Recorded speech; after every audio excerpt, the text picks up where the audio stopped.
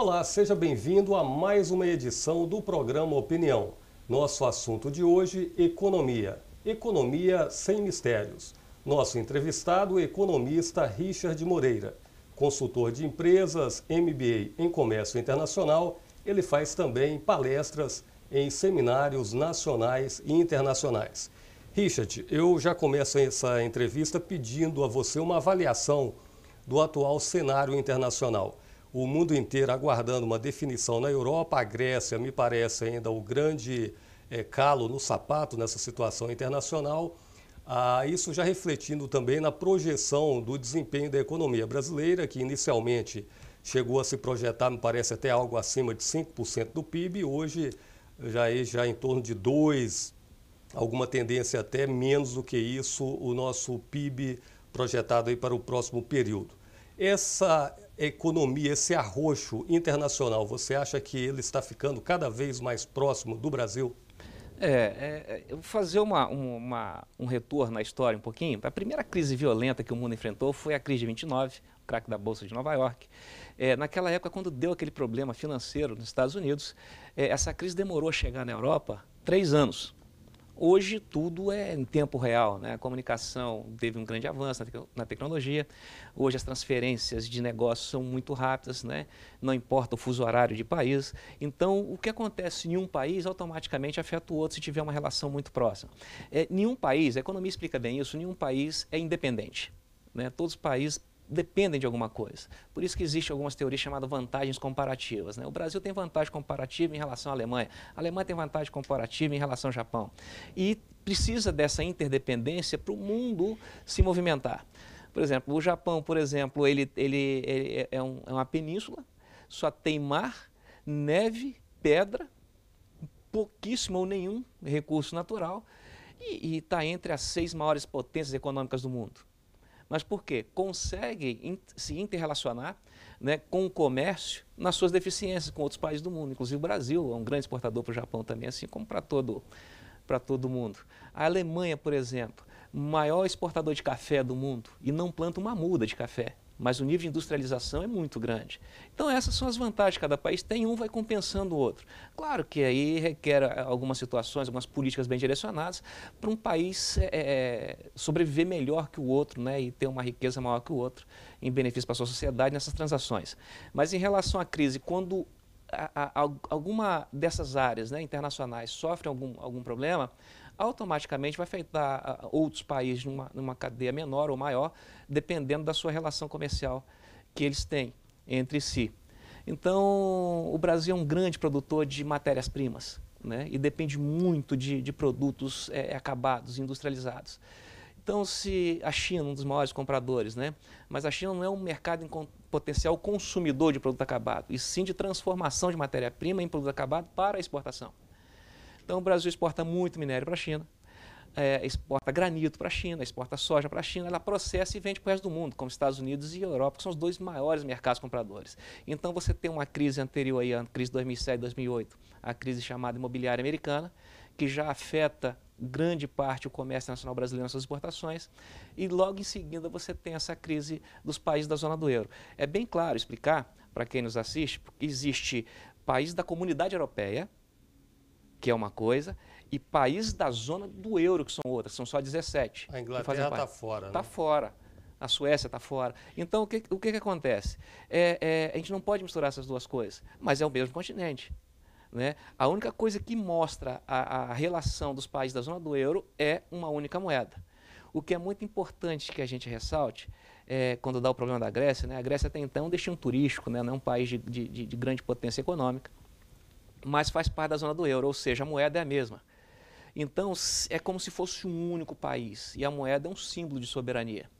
Então, se esse país ele tem um problema, vamos entender como se a zona do euro fosse um único país, esquecer os nomes dos países. Então, se a moeda tem um problema, começa a enfraquecer, o que acontece? O país perde credibilidade, ele começa a inflacionar, vem o desemprego, né? Então, voltando para a fragmentação dos países, se um deles tiver algum problema econômico, vai afetar toda essa zona da moeda. Esse é que é o perigo. Então, a política econômica voltada para a soberania através de uma única moeda, para botar o continente, a região mais forte, ela fica fragilizada. Poxa, não conseguiram resolver nem um país membro, imagine o que não vem por aí. Então agora a Europa ganha um determinado tempo, né, para ver o que a Grécia decide, se sai ou não da zona do euro e resgatar a credibilidade da moeda. Mas é muito difícil, se a gente for transferir para cá, você imagina o Brasil com a mesma moeda do Paraguai, da Argentina, né, da Bolívia. Para você ter uma ideia, a área que abastece o Paraguai, por exemplo, da hidrelétrica de Itaipu, é mínima. É menor que o pátio aqui do nosso prédio. E o Brasil sustentando esse país, e o que eles iam dar de troca? Nada. Uma outra coisa que tem que ser frisada dentro dessa área internacional, é uma possível crise, o Brasil, por exemplo, na zona do Mercosul, é a bola da vez por ser a população econômica ativa, população economicamente ativa maior. Ou seja, o maior mercado comprador dessa zona aqui do Mercosul é o Brasil. Não é o vendedor, porque os países que ele faz parte do Mercosul compram um pouco do Brasil. Agora, o Brasil é uma extensão muito grande, população muito grande, uma renda muito grande e que é muito vantajoso para os países membros do Mercosul venderem para o Brasil. Então, a gente vai vender menos e comprar mais. Então, isso tudo tem que ser visto, né? Os países estão sempre interrelacionados, então qualquer crise em um vai afetar o outro. Por exemplo, nós exportamos carros para a Argentina, o México exporta carro para nós, o motor... a crise que dá na Argentina, por exemplo, o motor que é fabricado numa montadora aqui no Brasil, ele vem da Argentina. Se a Argentina está mal economicamente, esse motor não vem. Se ele não vem, minha produção para. Se a produção para, a primeira coisa que a montadora faz é colocar numa situação de férias coletiva. Não consegue restabelecer lá a situação, o motor não chega, vai partir para demissão em massa. Então afeta diretamente, é muito fácil entender isso. Qual foi o grande erro na Europa? Um mercado comum, mas me parece que na parte fiscal cada país tinha uma certa liberdade de adotar a política que quisesse. Esse foi um dos grandes problemas que acabou resultando na atual situação? Perfeito, é o principal. Você pode ver que os países... na realidade, a formação da zona do euro não foi uma estratégia econômica, foi uma estratégia política. Que alguns países que se sentiram mais fragilizados em relação à Inglaterra ou à Alemanha se uniram justamente para não perder e não se distanciar muito. Porque você vê que é a Alemanha que determina a situação. A Alemanha sempre foi muito austera, né? Após a Segunda Guerra Mundial, aprendeu a lição de casa, então ela controla muito a sua economia. Ao contrário de outros países, a Grécia, por exemplo, 70% da despesa da Grécia é com funcionalismo público, ou seja, nada produz, só arrecada.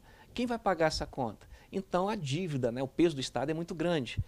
Na realidade, dentro da política da zona do euro aí, se estabelece que você pode usar no máximo até 60%, né, da renda local para poder sanar algum tipo de problema ou crise.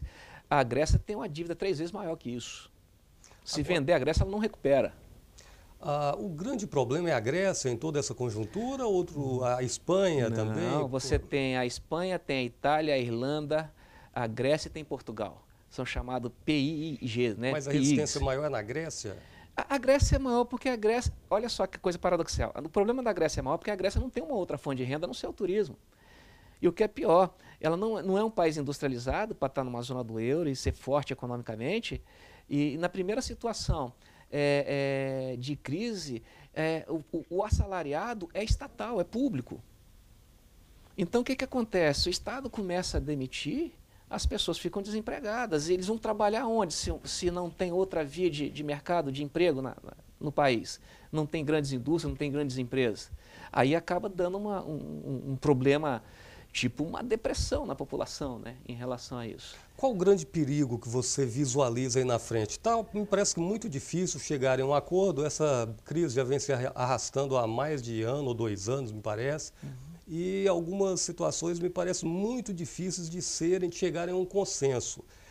Na pior das hipóteses, o que poderia ocorrer?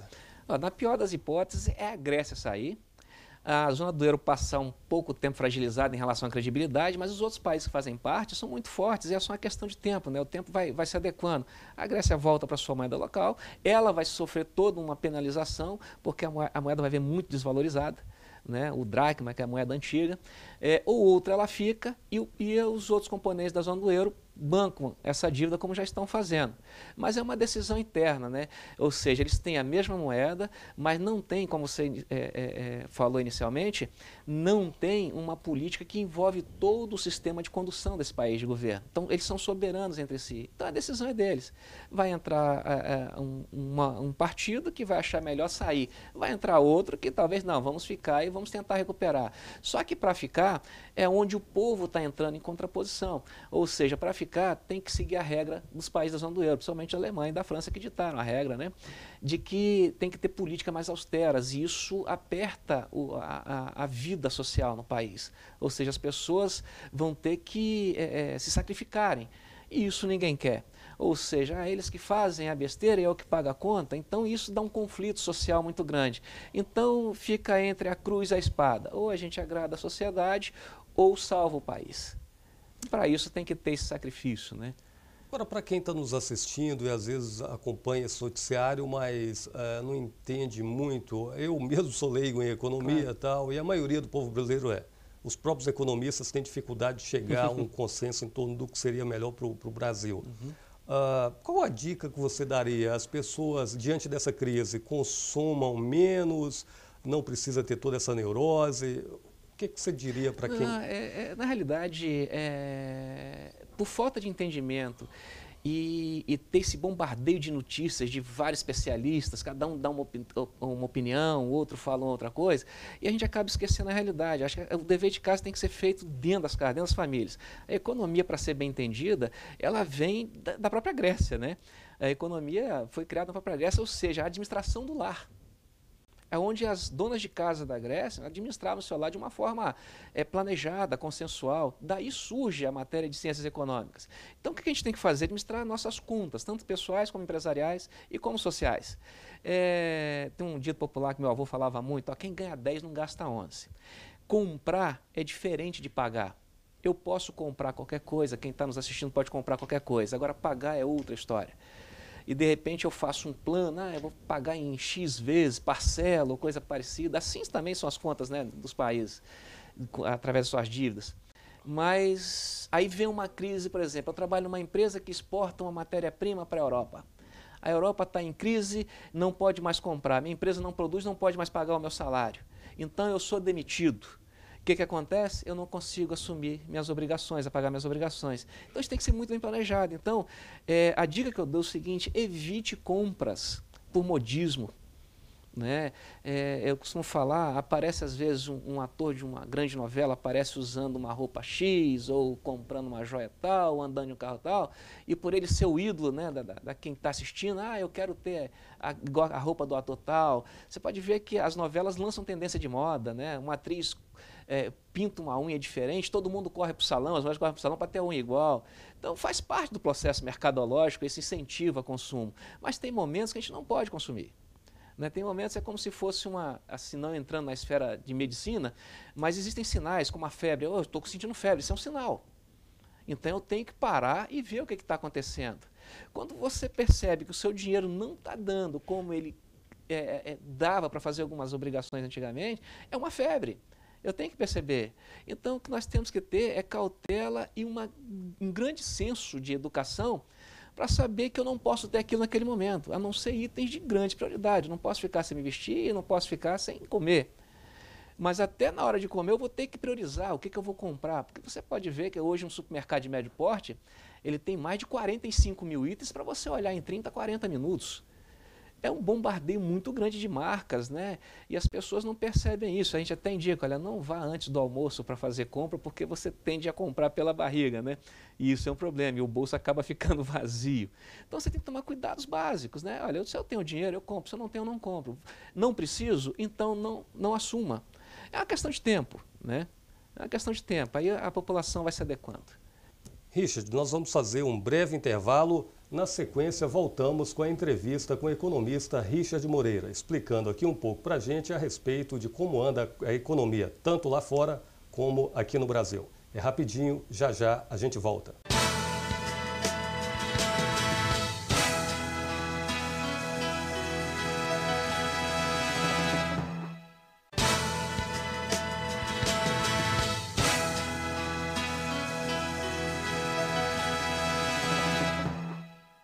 Estamos de volta com o programa Opinião, entrevistando hoje o economista Richard Moreira, MBA em Comércio Internacional, consultor de empresas, explicando para a gente um pouco sobre a economia, tanto no exterior como aqui no Brasil. Richard, no primeiro bloco você estava falando a respeito dessa relação do Brasil, principalmente com a China hoje, exportando matéria-prima, a China beneficiando e fazendo essa ponte com a Europa, principalmente com a Europa e os Estados Unidos. O Brasil, na verdade, a reboque da China, né? O que dificulta o país se industrializar e sair dessa condição de extrema dependência do mercado externo, principalmente exportando matérias-primas? É muito interessante, Vanderlei, porque no primeiro ano, quando você entra na Faculdade de Ciências Econômicas, os professores na matéria de Introdução à Economia explicam para a gente assim, o que é país de primeiro mundo e o que é país subdesenvolvido, vamos dizer assim. Eles falam o seguinte, todo país desenvolvido de primeiro mundo são países industrializados. Os países que não são desenvolvidos colocam suas políticas direcionadas para a área de agricultura, né? Ou fomentação de commodities, são matérias-primas que devem ser exportadas. E o Brasil, há muito tempo, até por suas riquezas naturais, né, tem em seu DNA a agricultura, a pecuária, né? Inclusive o que segura o Brasil hoje no ranking de a sexta maior economia do mundo é justamente a parte de agricultura, né? E exportações de commodities. Por isso que fica um pouco complicado a gente entender por que o Brasil é a sexta economia do mundo, mais rica, com uma sociedade não tão rica, né? Uma sociedade com algumas mazelas aí.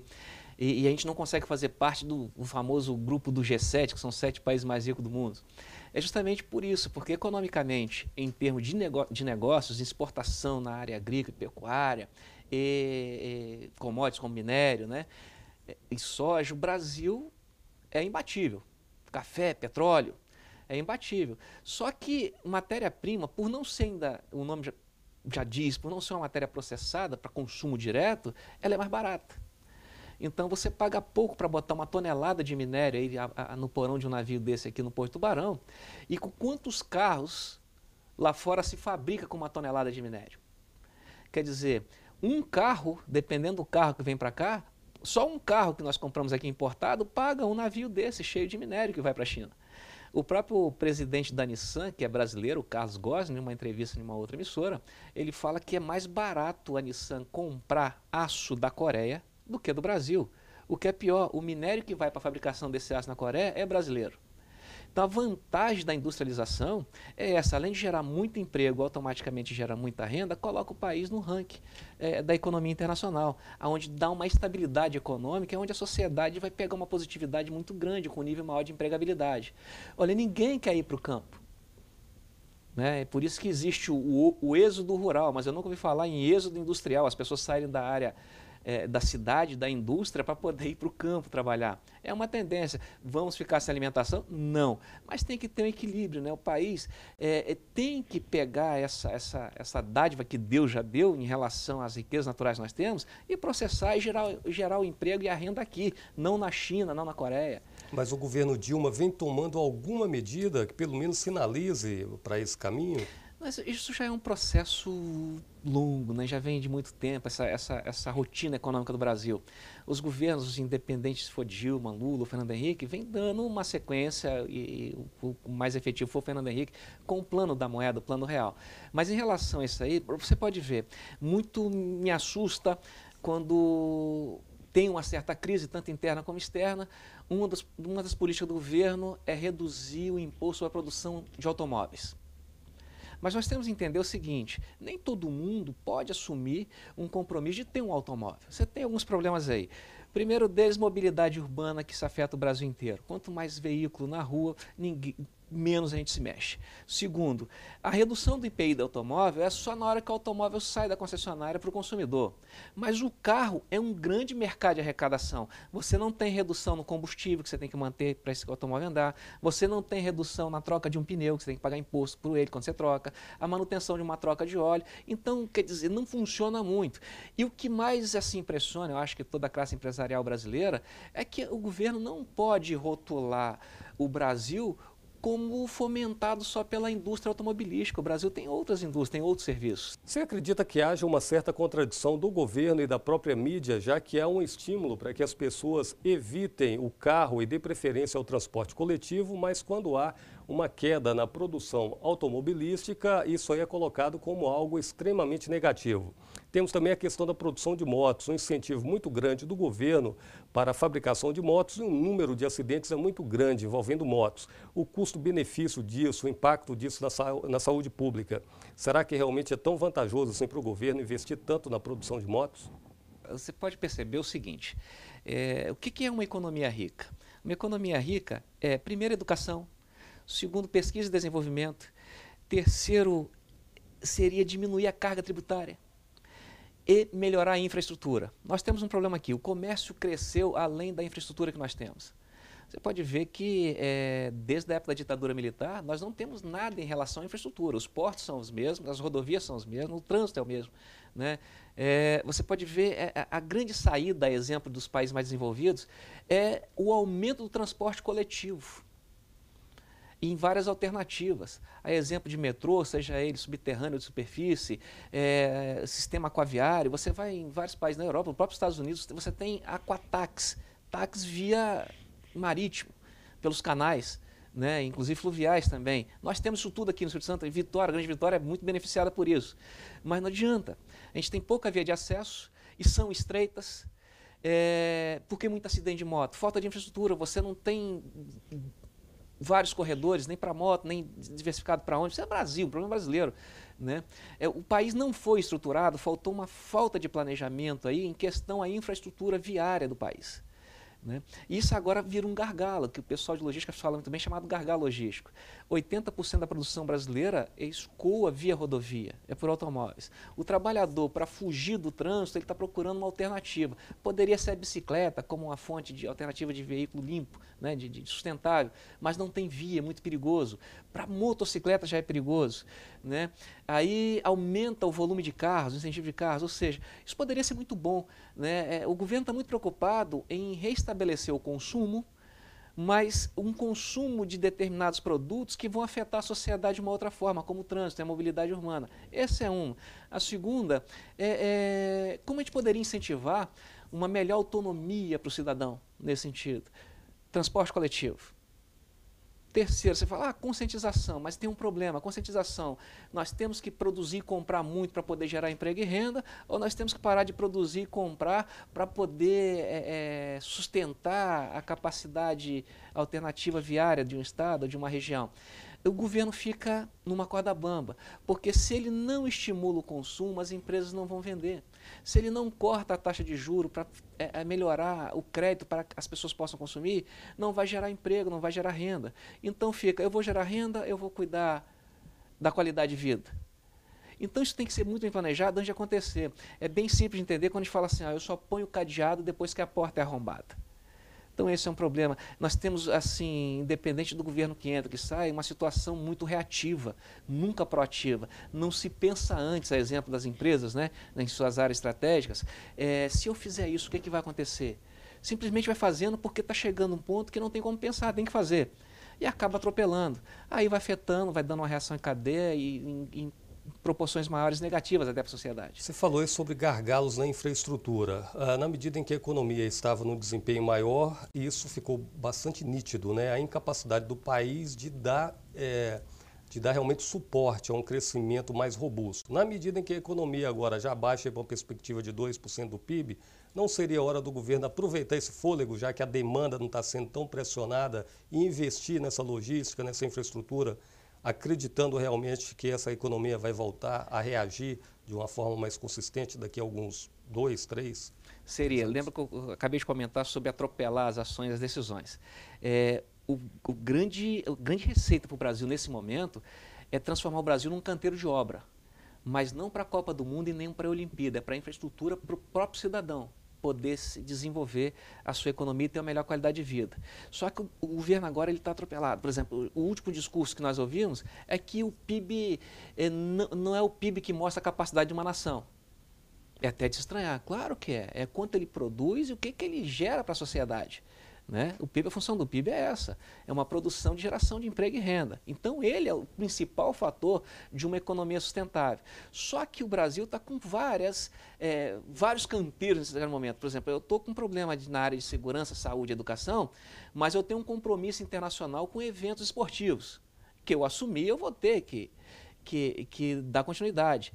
Então agora, para eu trabalhar uma infraestrutura para todo o país, que é um país de dimensão continental, vai ser difícil. Eu tenho que trabalhar agora uma infraestrutura, no mínimo razoável, para os países que vão receber a Copa do Mundo e a Olimpíada.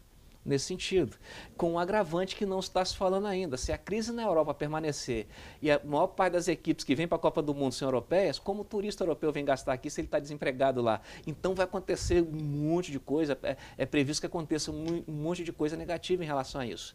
Então a ideia é baixar a poeira, organizar a casa e priorizar.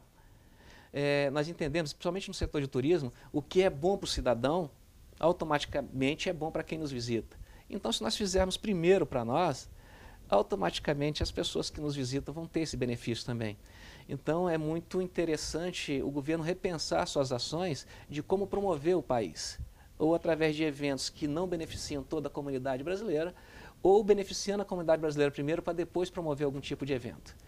Richard, o tempo passa rápido, claro. Nosso programa chegou ao final. Agradeço muito a sua participação aqui no programa Opinião. Nós conversamos com o economista Richard Moreira, MBA em Comércio Internacional, consultor de empresas, faz também palestras em seminários nacionais e internacionais. Agradeço pela sua audiência e até uma próxima oportunidade.